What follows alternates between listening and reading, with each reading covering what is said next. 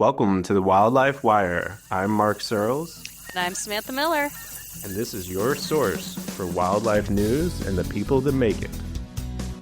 On today's episode, we have Island Foxes, Wildlife Crossings, People on the Move, and gillnets get the hook in California.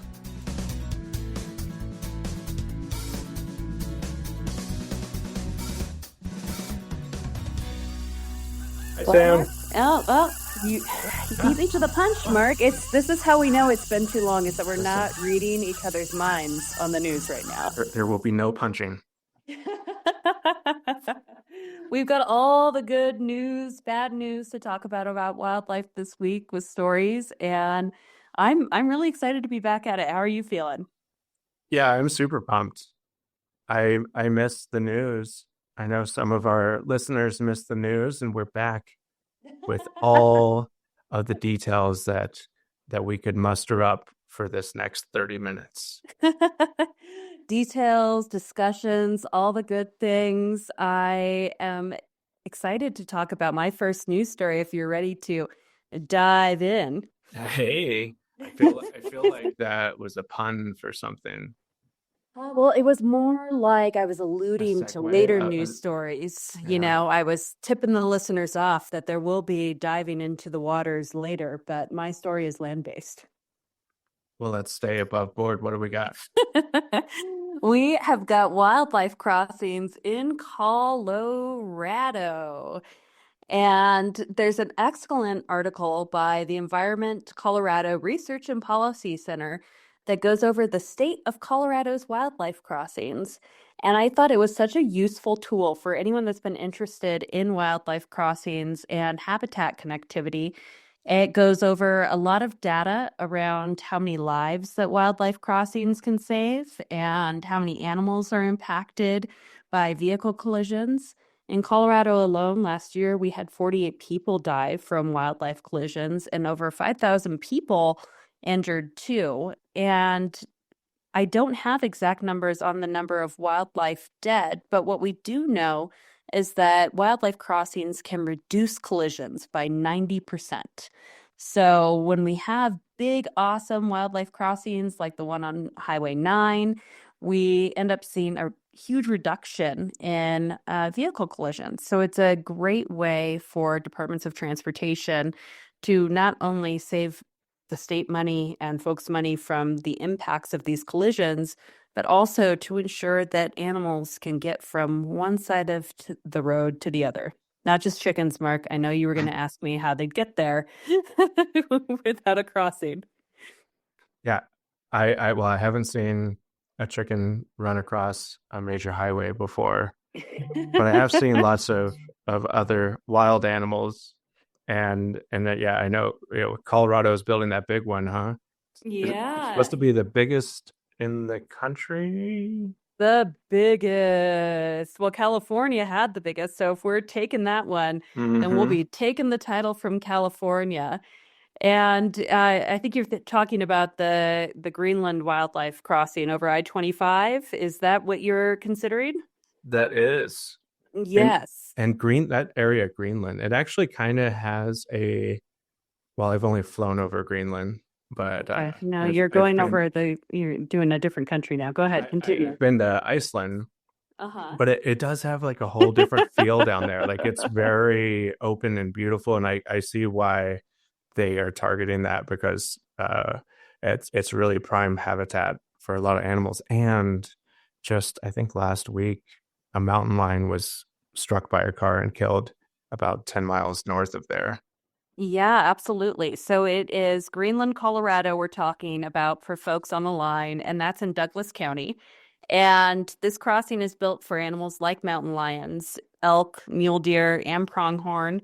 It says that it can also be used by moose, which I wasn't aware that there were moose in that area, but there are, and black bears. So that is an exciting project, and it is near completion. So it'll be one of the world's largest. It doesn't say we beat California in this article, but I am expecting to beat California in this article.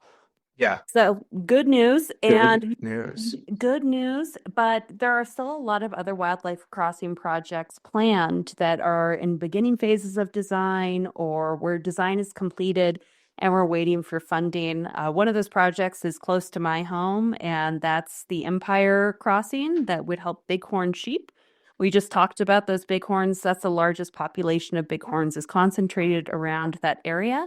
And that's US 40 and I-70 right as you get off on US 40. Right by Empire, I see bighorn there all the time, and that design is completed. So the hope is in times where we're often looking at how can we do things with $0, uh, we will need to get creative. And if there's opportunities for folks to support wildlife crossings in their areas, they should. And we should always advocate for CDOT or other Department of Transportation agencies to include funding for wildlife crossings in their budgets. So hopeful we can get the rest of the projects on this list completed, and we can link to it in our stories so you can see what Colorado is planning for the future. Yeah, and there was a bill last year that had in Colorado that had some funding for wildlife crossings, and it was going to be, I think, like a $2 or $3 charge on all insurance premiums annually to make it happen. And so not all of that money was going to go to wildlife crossings, but I think something like 30% of it was. But unfortunately, that bill didn't pass. But I still have a hard time understanding why a state needs to pay for this at all when who is the biggest benefactor financially. Obviously the biggest benefactor is the animals that don't die and the people that don't die from hitting animals, but who's the big financial winner here? Insurance companies is my guess. Yeah, and so why do insurance companies not do this on their own to save themselves money? I I can't come up with a reason.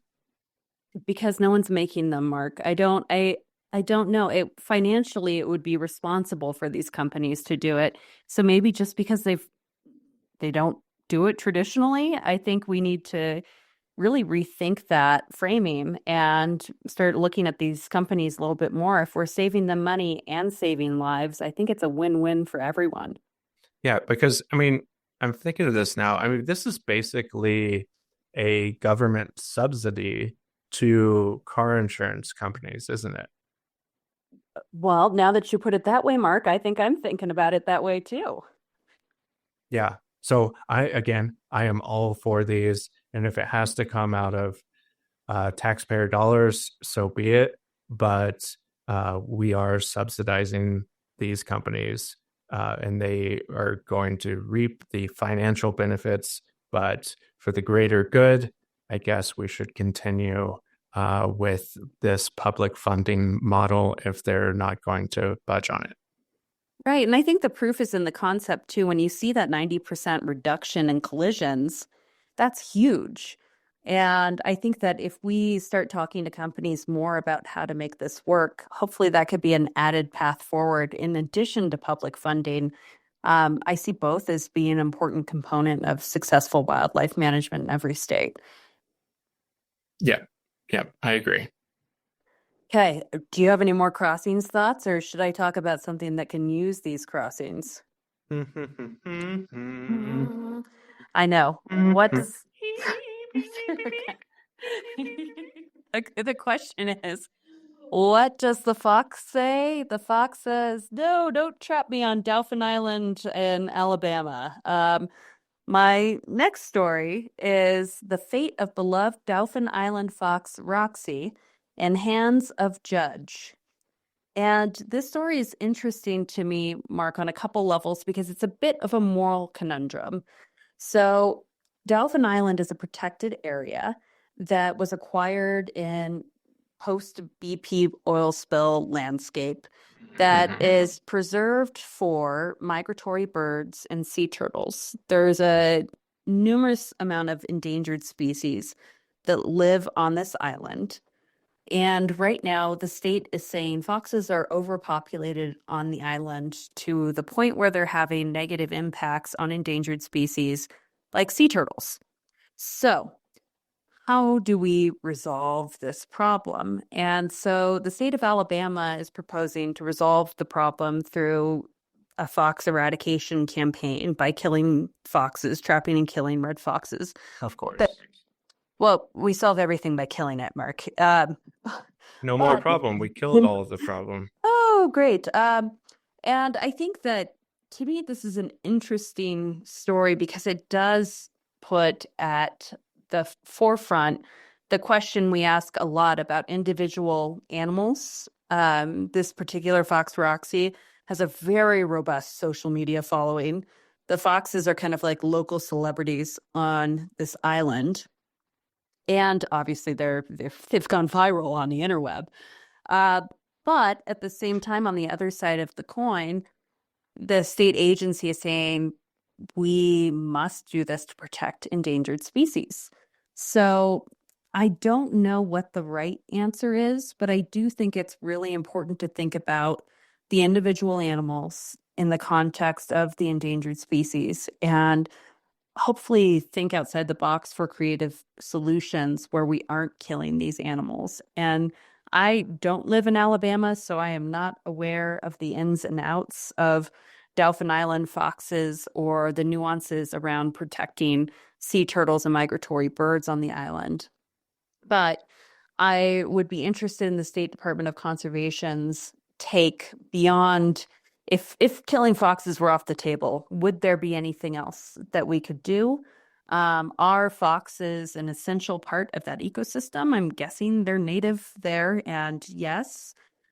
So how are we balancing this? And I just don't know if trapping is the answer, but maybe it's the only answer. And in a world where I've been faced with a lot of bad choices, and it's like, what is the least way to lose today? I really don't know. So that was the moral conundrum I wanted to pose to you. And I'm glad that this article goes over both the individual animal and the greater scientific discussion around endangered species. Yeah, I agree. And so there is a road, a bridge to Dolphin Island. I used to live. There's a bridge and there's a ferry, and I used to actually live over there. Uh, Pensacola, Florida is not too far away, up on the upper coast, lower Alabama. UCLA Oh, is what we call that area. oh, okay. All right. All right. What else do you know?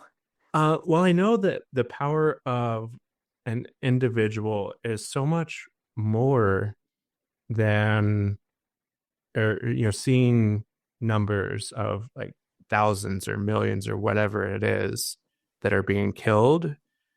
Like I get, we just can't comprehend that kind of thing, Yeah. and so we have this fox with a social media following, and all of a sudden it's an individual. This fox has a personality. People love this fox, and it's making a difference. Yeah. Yeah, and I think that that's a story that needs to be better told about all species. I think that in my neighborhood in Grand Lake, there's foxes that we certainly all appreciate seeing. Whereas in your neighborhood, you have coyotes that you appreciate seeing. So I think that those individual lives do matter and should be part of the discussion, either way. And the advocates there, one of them's a wildlife photographer, Mark. Shout out to Mark Searles Photography. Are You can find it really at searlesart.com. shameless plug. Um, but the advocates there are really arguing there are other ways to conserve the sea turtles and seabirds, while the state is saying this is the only option. So it'll be interesting to see how that judge rules. This is going before a judge now to make the final decision. Well, I hope they come up with an alternative solution. And I would be curious too, like before that bridge was built, uh, if they swam there, because recently I saw a clip of a coyote swimming in the bay towards Alcatraz from San Wow. Francisco. Was he trying to help people escape from Alcatraz? Yeah, they had just cut it out of the clip, but I did see Sean Connery just peeking his head in there. I knew that would happen. Yeah, I've seen swimming cougars too in Washington State where they have swam to the islands there also. So Yeah. it's And very bears. possible. And the bears, I I know. I Southern was out. California's got foxes on Catalina. We don't know how they got there. There's all Yeah. sorts of ways species are getting places across large bodies of water. Right. I was out fishing one day in North Georgia, and I was like, oh my God, that's a bear swimming to that island. It was so amazing. And you figure they're pretty good swimmers. They got strong legs, big feet. I mean, it's kind of ideal. Yeah, I don't know how buoyant they are with their fur, though. Maybe polar bears are better than other bears at Hmm. swimming. Yeah. Yeah, I'll have to look into that. So, speaking of animals with an ocean crossover, you've got a story for us. It's a bit of a downer, wah wah, but This is a that. this is a big downer. All right, well, I'm gonna brace myself and get my tissues, buckle up, and ready But to it's hear it. okay because it's so overwhelming. It falls into that category of, well, we'll probably not do too much about it. Oh, Uh, well, fun. Okay, no, so no, but we'll follow it up. I promise you, listener. We are doing some good things. So, good. so this is titled "Humanity Rises as Wildlife Recedes." Two studies show the extent of human domination over nature. And so, what I think most listeners are going to be familiar with the biomass calculations of humans and our animals that we raise for food. But this goes a step further, or a step in a side step, if you will. Okay. And the first study looks at how we move, how far we move. And so it first talks about wolves and Mongolia covering more than 7,000 kilometers a year.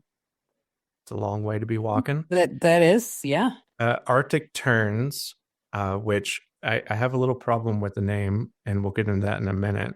But Arctic terns fly from pole to pole in its annual migration.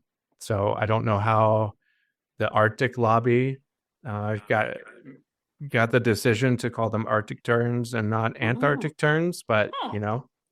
it's strong. They probably had the backup of the polar bears there and forced their way versus the penguin lobby in the Antarctic that just wasn't very effective. Yeah, Uh, yeah.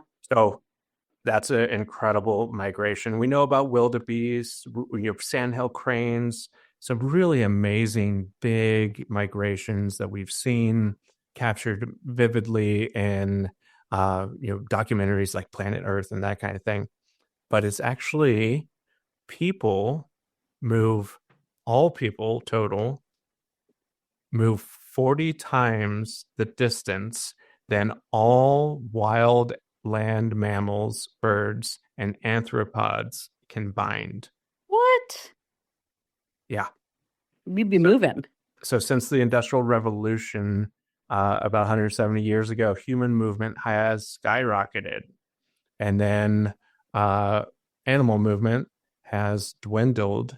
And we certainly know about a lot of the endangered ecosystems out there, and that is contributing to them not keeping pace with us with miles or kilometers being covered. So there's this research that has been done that has actually calculated how far we move, and what's really fascinating is this part probably isn't. 65% of human biomass is moved by car or motorbike, Uh-huh. 10% by airplane, Uh-huh. 5% by train, Mm. and then good on us, 20% by foot or on bicycle, Oh, look at us go. right? But remarkably, biomass movements of humans walking is still, so even in that 20%, which not all of that is on foot, some of that's on bikes, humans walking is 6 times greater than all other wild land mammals, birds, and arthropods combined. Wow. Wow. So So what does we're this mean? What does this mean for us, well, Mark? I think you could work backwards from there and kind of figure out what they're getting at is we are the dominant biomass, right? Right. So we, on average, people travel about 30 kilometers a day. And I was like, man, I don't try. I haven't even left my house today. But then I fly halfway across the country, and that makes up Yeah. for a lot of that. Uh-huh. So and in that flight too, our movement by airplane 10 times greater than that of all flying wildlife. Wow. Yeah. So some really interesting stats to just kind of put everything in perspective.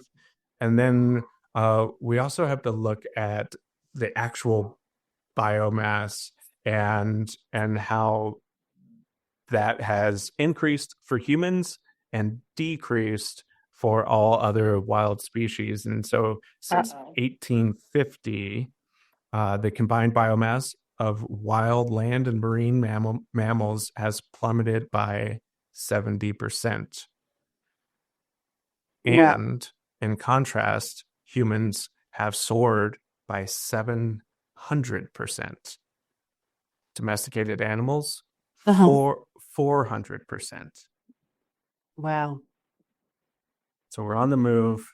There's too We're bringing many our of animals us. with us. We got our animals with us, and that's having severe impacts. And even though a lot of the worst declines in wildlife, like when we're looking at like whale hunting, that's the worst of that is behind.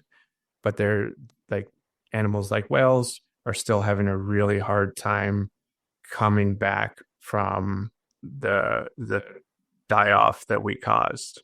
Right. Wow. So yeah, with this, it'll be in the show notes. There is a research paper that goes into more of the statistics behind this study, but both fascinating and depressing all on the same time. Mark, I have a question. How are you going to make me feel better now that I'm so sad?